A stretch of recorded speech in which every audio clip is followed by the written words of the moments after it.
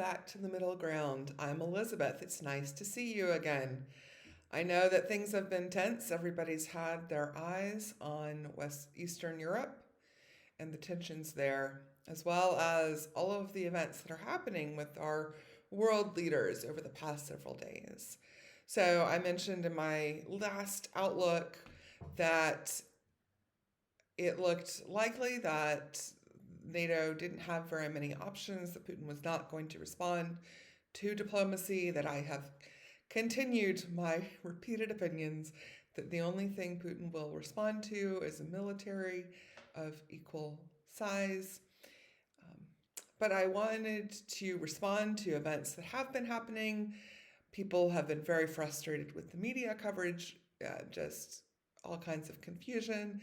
They are not reporting things accurately. They're trying to be too quick to get out headlines and not assessing or taking a beat to make sure that what they're writing is on point with what's happening and being said.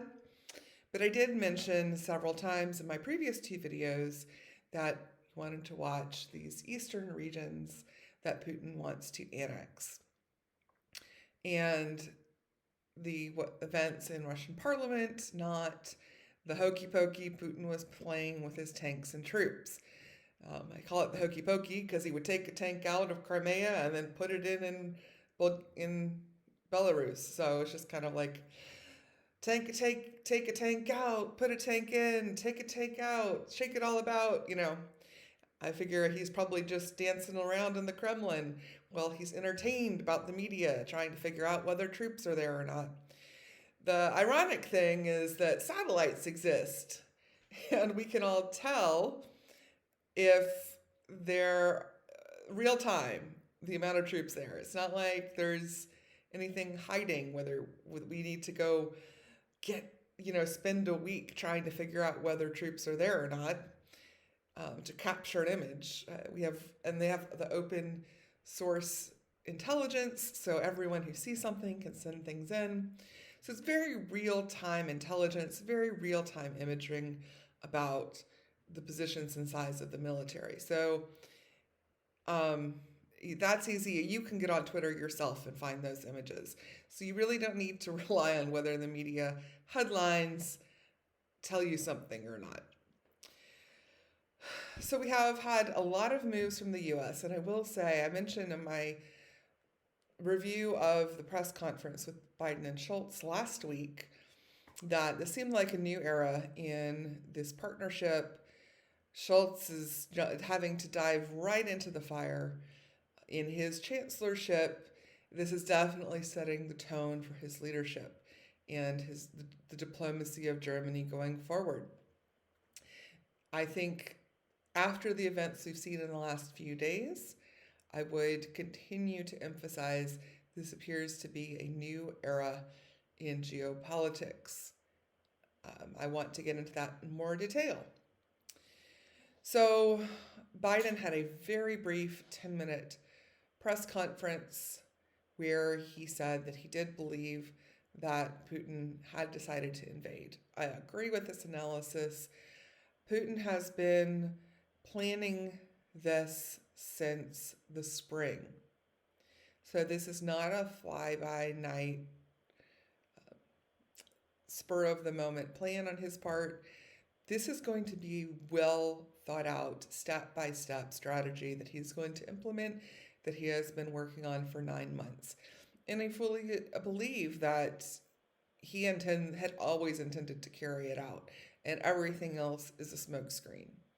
I disagree that he made a decision this week or last week to carry it out. I think he was just waiting for the troops to get in place. I really think this is a decision he has intended to carry out all along. Blinken confronted Russia in the UN Security Council meeting, and Russia has been trying to claim that the US, the UK, and Western allies are blowing out of proportion and that there's no threat. And I really liked both Blinken and the UK representative were in accord saying, great, it's easy to prove that we're lying. we will not care if people make fun of us for blowing it out of proportion. If you make us wrong, we'll be happy to see it. So they definitely called Putin's bluff there and said, if we're lying, if we're blowing this out of proportion, it's easy, withdraw the troops. And that has clearly not happened. The quote-unquote drills that were going on in Belarus ended, and the troops are still there. So I don't think there was, I don't know what the drills were for. I've mentioned before, potentially they were to find out which military units were the strongest and the weakest and take out the weakest and only use their best units to proceed with the invasion. Who knows? I think it's been a lot of intimidation tactics. The president of Ukraine has been very frantic. To me, it appears this weekend, begging the West to do more to stop Putin. This was a moving train. I do not believe Putin ever intended to take it off course. If you do want somebody to follow, Professor McFall at Stanford is the former ambassador of the U.S. to Russia. He is an expert in Russian affairs. And he also has been saying this is not unlike Putin. This appears to have been planned all along. He's somebody with a great deal of insight on the matter, and his analysis has been on point from everything I've seen. So if you want somebody who will let you know the insight into what's really going on, you can follow him on Twitter. He's been very active this week, and he's had some great insights. I wish the media would pay more attention to him before they publish some of their misleading headlines. This has been called the largest military mobilization since World War II. We are reaching 20,000 troops. The estimate is somewhere between 160,000 and 190,000 troops. So no army in the world has been put together and put on the march in 80 years. So this is the largest military mobilization since World War II. Professor McFall has said that Putin is feeling very confident. He saw a lot of successes in the last 8 years. He took Crimea. He had very little repercussions. That went off without a hitch. He invaded Syria. That was a success on his part. And then he created chaos in the 2016 election, again, together with Assange and WikiLeaks, as well as the last-minute FBI drop a couple of weeks before the election. There was very intentional distractions in that election to try to derail voter attention and voter interest. And a lot of voters bought into it, sadly. So he saw a lot of success in the last several years. And so he's feeling very confident right now. He's been flexing his nuclear muscle. He has the largest nuclear arsenal of anyone in the world. To me, it's definitely, again, an intimidation tactic to NATO and to the West to say, come and get me. I've got over 400 nuclear missiles that I'll launch if you do. I have said several times on Twitter that Putin knows that NATO wants to avoid war, and Putin is not afraid of war. And so this creates an imbalance in leverage. NATO doesn't have leverage.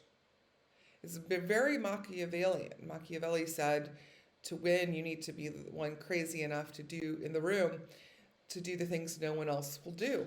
And so Putin knows no one else in the room is going to start a war. No one else in the room is going to go to war with his 400 nuclear warheads. And he feels like he has all the leverage. He feels like he has all the cards right now. Harris had a very strong speech in Munich yesterday. My father was very disparaging of Harris because MSNBC compared Harris's speech to Stevenson's speech at the UN in 1962 during the Cuban Missile Crisis. And I called my father, who was in the air, he was deployed in the Cuban Missile Crisis, to find out what he thought about this comparison. He does not have a high opinion of Vice President Harris. He did not have high hopes for whatever speech she had delivered, even though he had not heard it. Personally, my concern with Biden's choice of Harris as his vice president was more to do that she was a California Democrat, particularly as a Georgia voter. Georgia voters do not like Nancy Pelosi. They do not like the way California Democrats run their government. They do not want California Democrats making policy decisions for Georgia. I had the biggest concern that Biden would shoot himself in the foot in Georgia if he had both houses of Congress headed up by California Democrats. But that said, her speech yesterday I found to be I agree with the assessment. It was a very strong speech. I personally find the words coming out of her mouth frequently to be less problematic than Nancy Pelosi. So congratulations to Vice President Harris on being more on point than Nancy Pelosi. Some of us would say it's not a very high bar or standard to pass, but MSNBC, as I said, compared her speech to Stevenson in 1962. I will link that speech below. You can decide what you think. Stevenson's speech was to the UN and confronted Russia and showed them the images of the warheads that they were lying about. I think that, to me, Blinken confronting Russia in the UN Security Council meeting had more similarities to Stevenson's speech confronting Russia in 1962. That said, there were very strong points that Harris emphasized. My father, for example, wanted to know me to summarize what she said. I said I had two takeaways. I said, first of all, she said that the rest of the world, besides Russia, is entirely united against Russia, and Russia is an island, and basically Russia will be cut off economically if they proceed with aggression. Secondly, as MSNBC has observed, Harris also referred to this being a monumentous occasion, unlike anything the world has seen in 80 years. So those were the two takeaways, and MSNBC observed about Harris's speech that this is one of the first times we have seen U.S. leaders this forcefully emphasizing we are at the brink of war, and what can we do to stop it? I do not think there's a lot. My assessment of her claims about the West being united are that I do not have enough firsthand evidence to know whether that is true or not. However, I can speak hypothetically that it would be, if Russia was entirely an island, it would be entirely cut off economically from the rest of the world. Like, no other country in the world will do business with Russia, is basically what she was projecting. I believe that, and China has been sending some mixed signals over the last several days, but I believe the truth of that statement from Harris depends entirely on whether China creates a safety net for Putin. So if China says, it doesn't matter what the rest of the world does, we're a very large economy and we will float you while after you make this move of aggression, then that would give Putin a safety net. So then he could say, okay, well, who cares what the rest of the world does? China's a large economy. I'll just continue doing business with them and forget the rest of the world. So that is my caveat about Harris's claims that Russia would be an economic island after following this move of aggression. China has made one statement, again, supporting the territorial borders of Ukraine.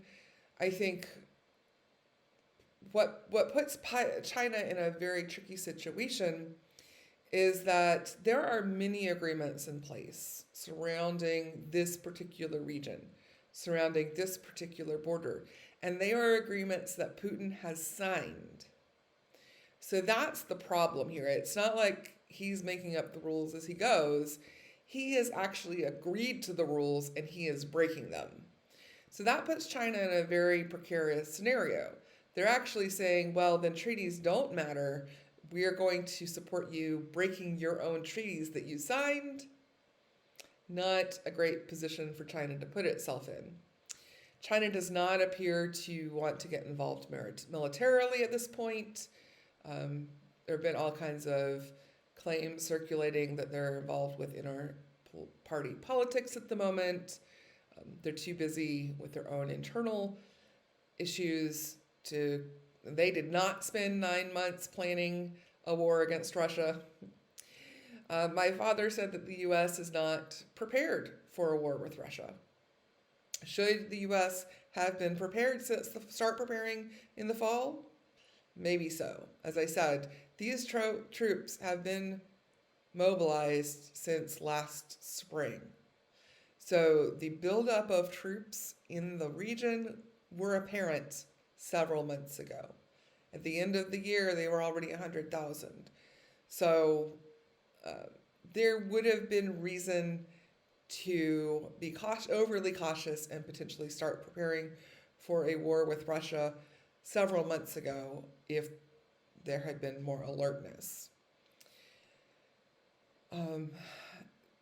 Things have been touch and go. Everyone is sitting on pins and needles about basically, can we convince Putin not to back down from a decision he's made? I think this is a moving train at full speed that's going to be very hard to stop. I also think he's overly confident. I think he's ready to jump off a cliff because he thinks he can fly. So I think, and I agree with Professor McFall's analysis, I think he's in a position where he's willing to take a lot of risk and sees very little danger in doing so. Germany has finally put pulling the plug on the pipeline on the table. They have committed to that. So Schultz is definitely stepping up. I do agree that while this is the first large military mobilization since World War II, I believe Harris's claims that the whole world is united about it. And then that does create a very strong momentum going forward. But if Russia creates this aggression, China backs them up. China, of course, plans on creating some aggression in Taiwan. Similarly, we don't know how long it will take them to do that. They've been kind of biding their time.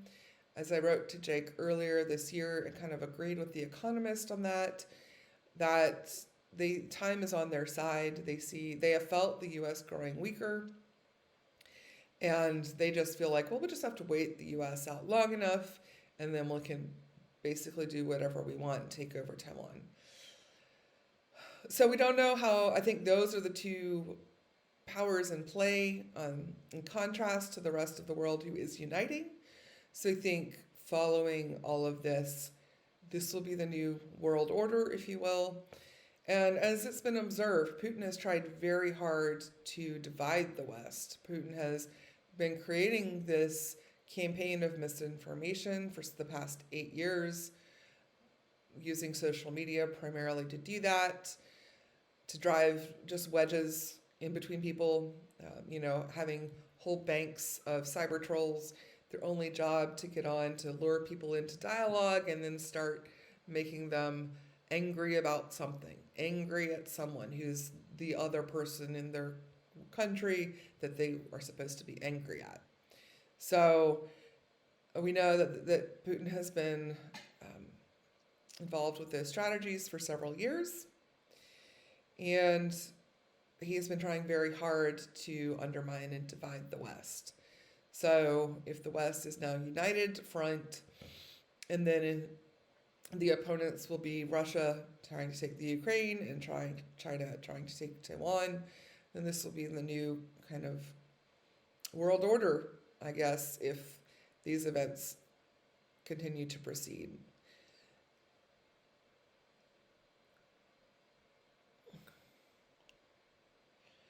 I do have a really great friend who's in Dusseldorf, who's from the Ukraine. Her parents are in the Ukraine. They've had some health issues. And I asked her, are you all making contingency plans for them to join you in Germany? She said they're very stubborn and they want the best case scenario, that they don't want to leave.